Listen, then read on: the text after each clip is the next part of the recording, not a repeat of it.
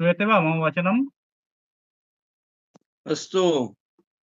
अस्तु तर्हि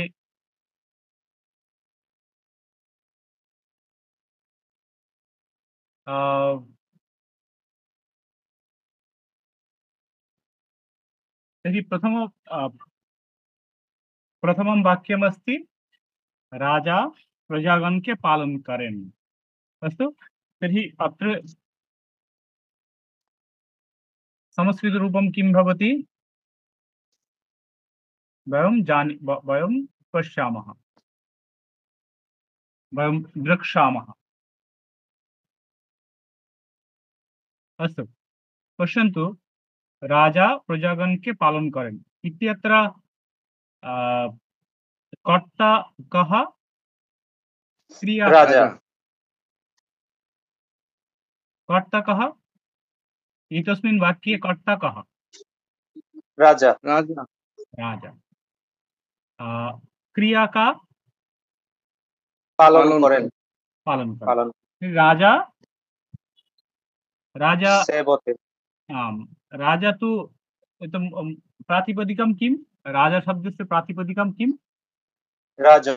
राजन्। राजन् इत्यस्य प्रथमायाम् एकवचन किं रूपं भवति? राजा। राजा।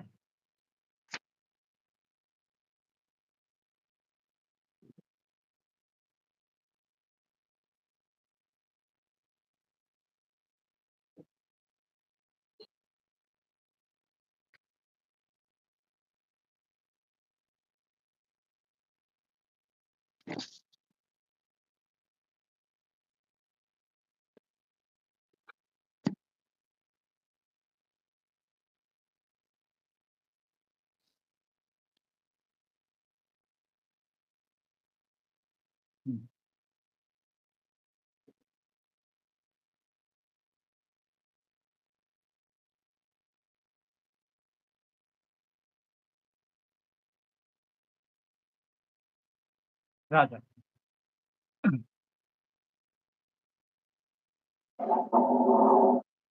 राजा पालन करेन् तर्हि पालन करेन् यदि भवति तर्हि अत्र पालन करेन् अत्र कस्मिन् काले भवति? कः लकारः अत्र?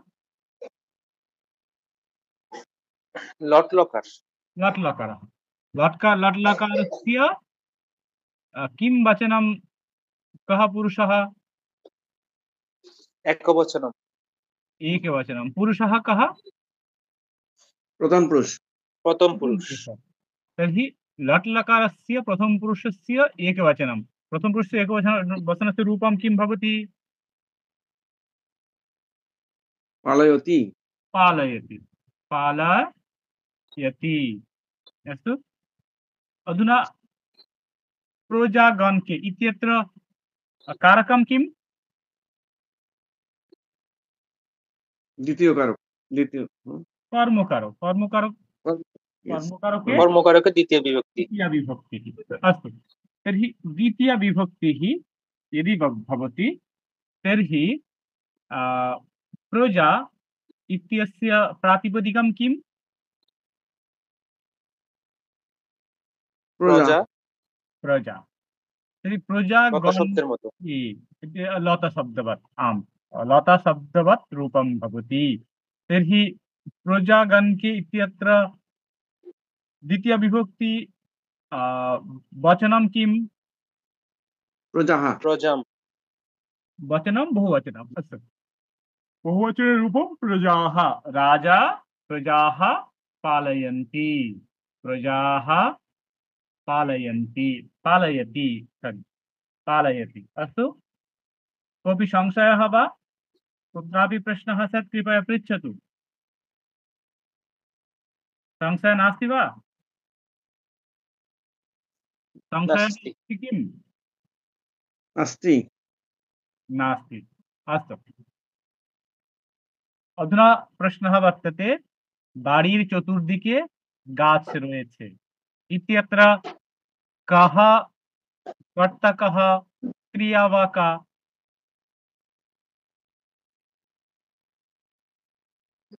গাছ রয়েছে গাছ गाछ घास कर्ता। गाछ इत्युक्ते वृक्ष गाछ वृक्ष रयेछे বৃক্ষাः आम् वृक्षाः বৃক্ষাः सन्ति आम् वृक्षाः सन्ति क्रिया सन्ति तर्हि इतः परं किमस्ति बाड़ीर चतुर्दिके बाड़ी इत्यस्य संस्कृतं किं बाड़ीर चतुर्दिके तर्हि चतुर्दिके किं परितः परितः परितः इति शब्दयोगेन का विभक्तिः वर्तते भवति षष्ठी विभक्ति नास्ति परितः चतुर्थी विभक्ति परितः तु द्वितीया विभक्ति भवति परितः अभितः परितः समाया निकषाः प्रतियगे उभयतः सर्वतः अस्तु अस्तु तर्हि द्वितीया विभक्तिः भवति तर्हि बाड़ीर गृहं गृहम् इत्यस्य द्वितीया विभक्ति का द्वितीया विभक्तेः रूपं किं भवति गृहं गृहं परितः गृहम् इत्यस्य द्वितीय विभक्तेः रूपं किं भवति गृहमेर द्वितीय विभक्ति रूप की है गृह गृहं गृहमिव भवति गृहं गृहमिव भवति गृहं तर्हि परितः वृक्षः सन्ति गृहं परितः वृक्षाः सन्ति अस्तु कोऽपि क्लेशः वर्तते कुत्रापि वा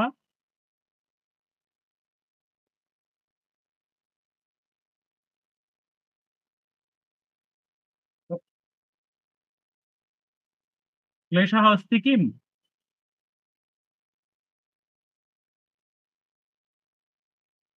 कोऽपि क्लेशः अस्ति वा सर्वे अवगतं सर्वैः सम्यक् रूपेण अवगतं वा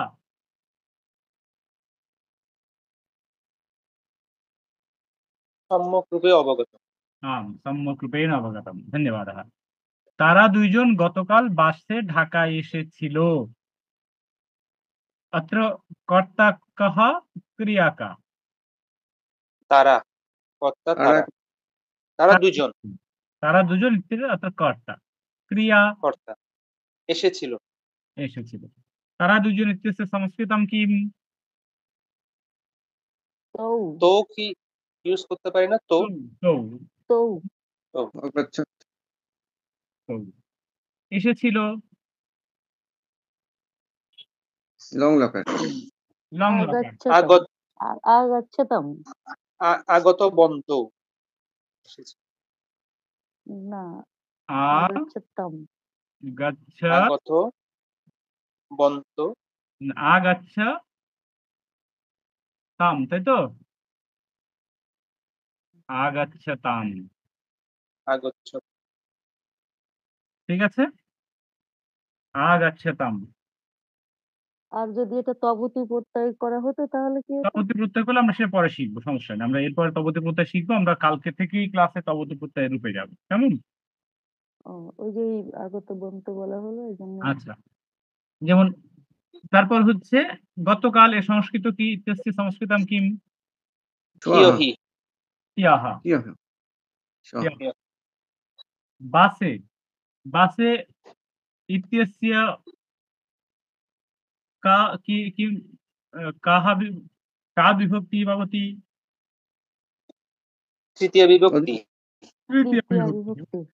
तृतीया विभक्ति तर्हि वासयानेन বসইয়া वास আর লোকয়ানে না দেওয়া যাবে? ঢাকা এসেছিল, লোক তো এই ঢাকা এখানে কিম का विभक्ति ঢাকা নগর ঢাকা নগরম का विभक्तिः সব দ্বিতীয় বিভক্তি হবে। ঢাকা তো স্থান যেহেতু গম এখানে ধাতু- গম ধাতু আছে তাদের দ্বিতীয় বিভক্তি হবে गम धातु इत्यर्थं ढाका इत्यत्र द्वितीया विभक्तिः भवति, तर्हि ढाकम्। ঢাকা আমি লিখেছি ঢাকা আহ, জনপদম। आम् ঢাকা জনপদম आम् মানে ঢাকা জনপদের থেকে জনপদম। समस्या नास्ति। ঢাকা জনপদম, ঢাকা নগরমও তো হতে পারে না নগরমও হতে পারে, ঢাকা নগরীম হতে পারে, নগরী হলে নগরীম। আবার ঢাকাম ঢাকাম দিলেও হবে তাই তো? আম। সাধু ধর্ম পছন্দ করে, ঠিক আছে?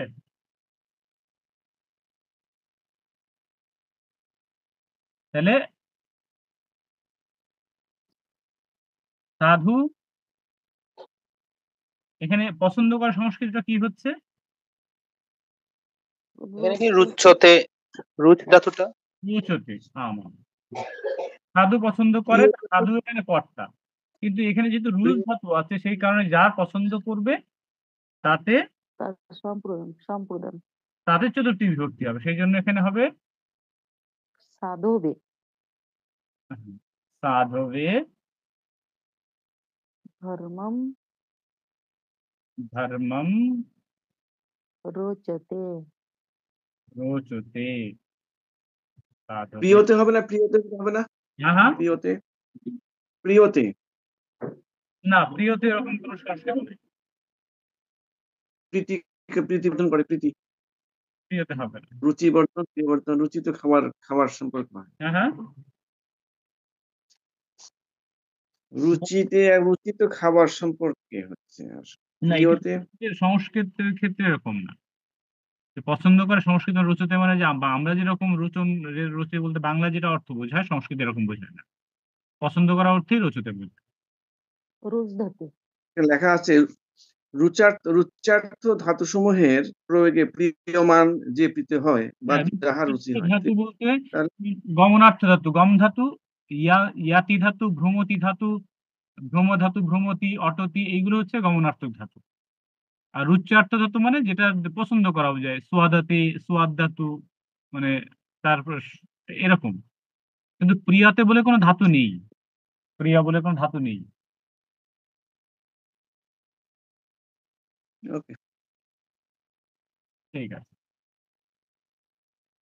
তাহলে শিশুটি ক্ষুধায় কাঁদছে, अत्र কর্তা কহ ক্রিয়াটা, শিশু শিশু শিশু কর্তা কাঁদছে ক্রিয়া, কাছে ক্রিয়া শিশু হচ্ছে अत्र किं भवति रूपं प्रथमाया एकवचने শিশু শিশু কাঁদছে রোদতি ক্রন্দতি বা রোদতি বা ক্রন্দতি। ক্রন্দতি ক্ষুধা রোদিতি, তাই তো? রোদিতি আচ্ছা। ক্ষুধায় এখানে হেতু এটা আছে। কি নিমিত্ত হেতু বা আছে। হেতু অর্থে? आमा হ্যাঁ, बहु কিন্তু কারণ। তৃতীয় অথবা পঞ্চম। तदर्थं किं भवति? ক্ষুধায়া ক্ষুধায়াः। हाँ, हाँ, ক্ষুধায়াः हेतु अर्थे का এখানে विभक्ति भवति? হচ্ছে এখানে তৃতীয়া ও হেতু পঞ্চমী বিভক্তি হয়, तृतीया पञ्चमी विभक्ति। तदर्थं तृतीया দুটোই यदि হয়।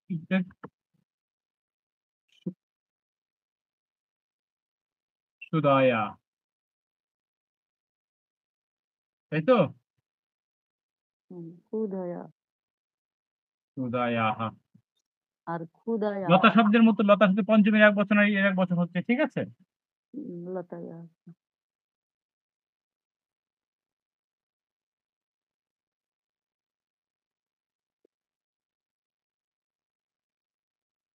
आम्, कोऽपि प्रश्नः अस्ति वा?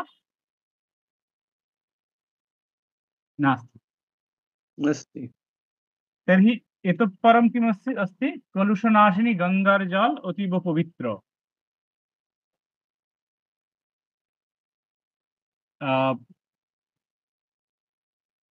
अत्र कर्ता का? এখানে জল, নাসিনী গঙ্গার জল। গঙ্গার নাসিনী গঙ্গার গঙ্গার জল। জল। जल जल अत्र कर्ता। क्रिया অস্থি মানে পবিত্র অতি হয়। ভবতি, পবিত্র হয়। আম জল হচ্ছে জল হয় পবিত্র। গঙ্গার কলুষনাশিনী গঙ্গার জল হয় অতীব পবিত্র। अत्र भवति अत्र कर्ता क्रिया। तर्हि जलम् इत्युक्ते জল এর সংস্কৃত কি? জল। জল। জল এর প্রথমের এক বচনে কি হচ্ছে? কর্তা যেহেতু। এটা কিলিবলিঙ্গ নাকি? হ্যাঁ, এটা জল কি কিলিবলিঙ্গ না পুংলিঙ্গ? ক্লিবলিঙ্গ। ফল শব্দের মতো। কলম কলম জলম জলম জলম। এখন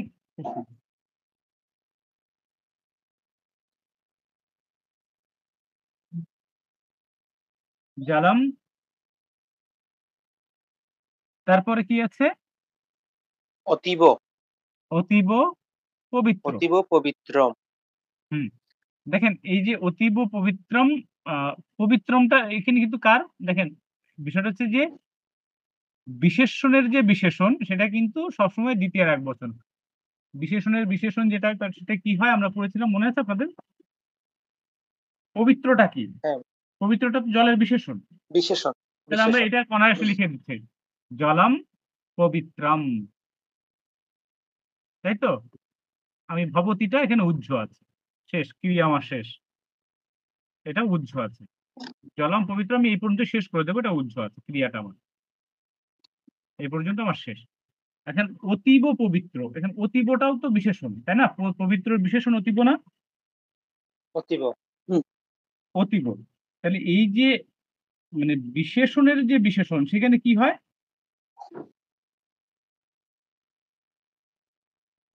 এখানে একটা রুলস আমরা পড়েছিলাম, দেখুন আপনাদের মনে আছে কিনা, আমি কোথায় পড়েছিলাম এটা ভুলে গেছি। সেটা ক্লিবলিঙ্গ দ্বিতীয় বিভক্তি হয় আর কি। হ্যাঁ, তো সেই জন্য কোথায় আমরা দেখেছিলাম এই নিয়মটা? কর্মকারকে মনে হয় আমরা দেখেছিলাম। কর্মকারকে দেখিনি, এটা যে বিশেষণ বাচক যে একটা ছিল সেখানে দেখেছিলাম। আচ্ছা আচ্ছা, হ্যাঁ হ্যাঁ হ্যাঁ। বিশেষণ সংক্রান্ত একটা বিষয়। আহ,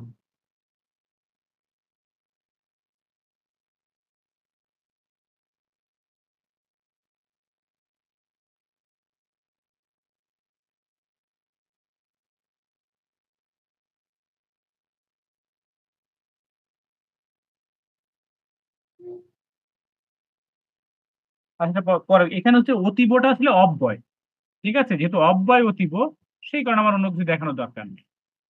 অব্যয় শব্দ সবসময় সেম। তারপর এখানে হচ্ছে পলুষ নাশিনী গঙ্গার জল। এখন গঙ্গার জল, তাহলে গঙ্গার জল যদি হয় তাহলে গঙ্গায় কি হচ্ছে? ষষ্ঠী হচ্ছে। তাহলে গঙ্গা শব্দের ষষ্ঠী গঙ্গায়া কি হবে?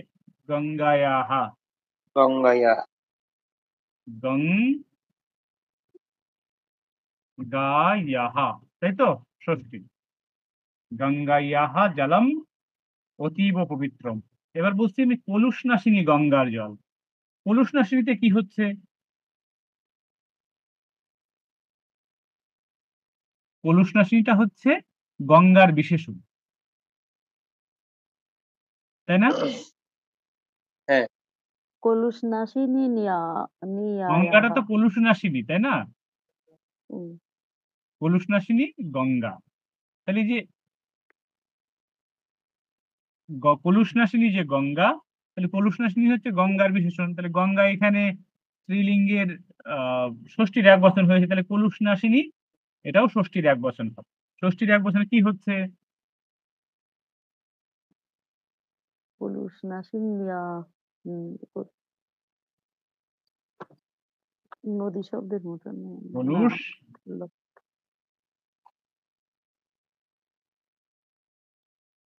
নাশিন ন্যাহা। পলুষ নাশিন ন্যাহা গঙ্গায়াহা জলম অতীব পবিত্রম। ঠিক আছে? তারপর হচ্ছে বর্ষায় ময়ূর আনন্দে নৃত্য করে। তাহলে এখানে কর্তা কা, কর্তা কাহা, ক্রিয়া কা। ময়ূর নৃত্য নৃত্য করে। ময়ূর নৃত্য করে। ময়ূরের প্রথম আর এক বচনে কি হচ্ছে? ময়ূরহা। নৃত্যম। আচ্ছা এখানে বহু বচন হতে পারে না? আমাম। ময়ূর হ্যাঁ হ্যাঁ ময়ূরাহা। হ্যাঁ, জাতিবাচক অর্থে আমরা সাধারণত প্রথম আর এক বচনই ধরি, হ্যাঁ, তবে আপনি দিলে ভুল নাই। আচ্ছা আচ্ছা ঠিক আছে? যে মানুষ ভাত খায় বা মান নারাহা খাদেতি, কারণ এখানে মানুষ বহু বচন হতে পারে, কিন্তু জাতিবাচক যখন বোঝা যায় তখন আমাদের বহু বচন হলে এক বচন দেওয়া যায়। তাহলে ময়ূরহা, ময়ূরহা নৃত্য করে কি হবে? আনন্দে ভবিষ্যতি লকারাহা কাত্রা নৃত্যতি নৃত্যতি। নৃত্যতি ময়ূরः নৃত্যতি। তর্हि আনন্দে নৃত্য করে। আনন্দেন আনন্দেন, হেতুটা আনন্দ। বর্ষায় বর্ষাসু বর্ষা, বর্ষা তো এক বচন, তাহলে আমরা বর্ষাসু করছি কেন? একটা নিয়ম ওই ছিল যে না ক্রিয়ার বর্ষা কাল সবসময়? হ্যাঁ, অধিকরণ কারকের নিয়ম। বর্ষায়ামও তো বলতে পারি হুম, এক বচনে। অধিকরণ কারকে বর্ষাসু কাল কাল উল্লেখ করলে তখন হ্যাঁ, অধিকরণ কারকে তো হয়। অধিকরণ কারক তো সপ্তমী বিভক্তি হচ্ছে, কিন্তু সপ্তম আর এক বচন না হয়ে বহু বচন কেন হচ্ছে? একটা নিয়ম ছিল না বর্ষার ক্ষেত্রে আমরা বহু বচন ইউজ করব? হ্যাঁ, বর্ষার ক্ষেত্রে নিত্য বহুবচন, বর্ষাটা শব্দ নিত্য বহুবচন। শিশু ঘুমালে মা জল আনতে গিয়েছিল। এখানে শিশু ঘুমালে এখানে ভাবে সপ্তমী হচ্ছে, মানে শিশু ঘুমানোর পরে একটার পরে পরম্পরা বোঝাচ্ছে, অর্থাৎ একটা হলে আরেকটা হচ্ছে। সেই কারণে এখানে ভাবে সপ্তমী করা হচ্ছে। তাহলে শিশু সহিতে, শিশু হচ্ছে সপ্তমী হবে আর সহিতের সপ্তমী হবে। ঠিক আছে? তাহলে এখানে শিশু সহিতে কি হচ্ছে সংস্কৃত? শিশুর শিশু সপ্তমীর এক বচন কি হবে? শিশু শিশু। শিশু, তারপর সাইতে সহিতে, শিশু সহিতে। সইতে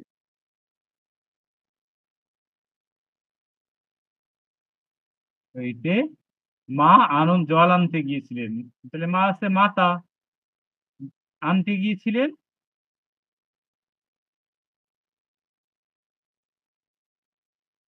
আনিতুম। আনিতুম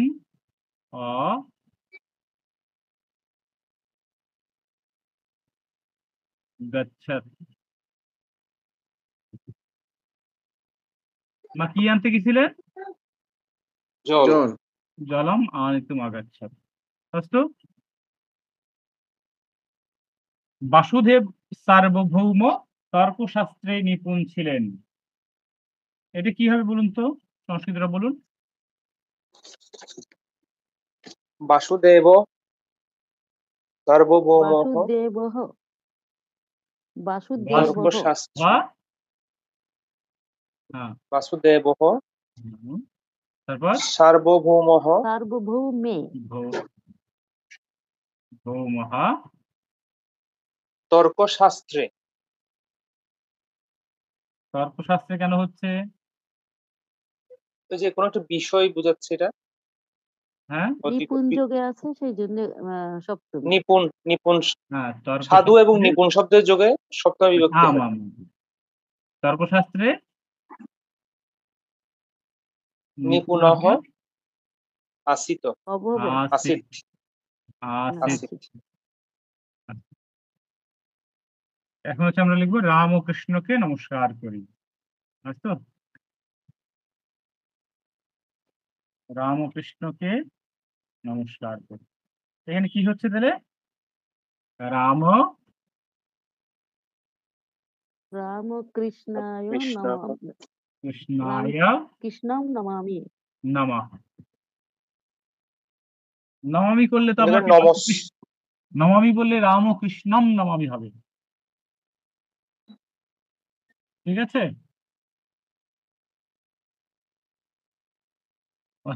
রাম কৃষ্ণম নমামি এটা লিখেছি। ও আর রামকৃষ্ণায় নমঃ নমঃ।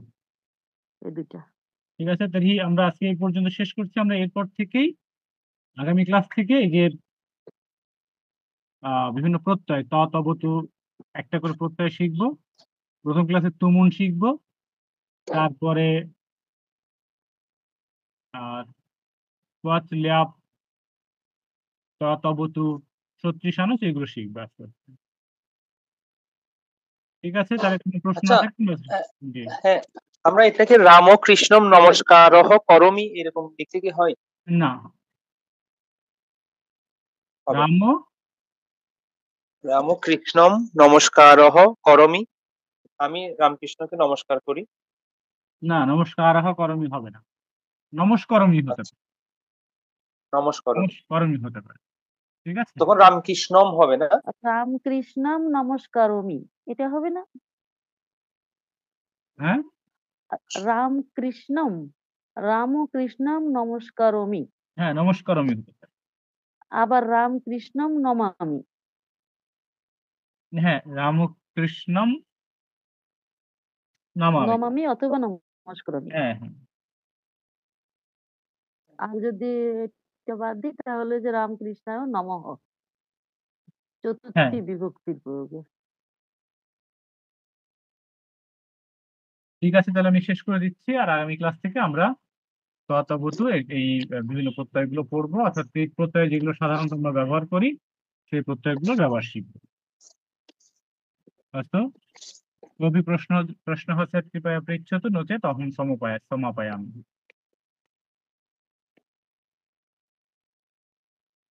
अस्तु, शान्तिमन्त्रम्। ॐ सर्वे भवन्तु सुखिनः, सर्वे सन्तु निरामयाः, सर्वे भद्राणि पश्यन्तु, मा कश्चित् दुःखभाग् भवेत्।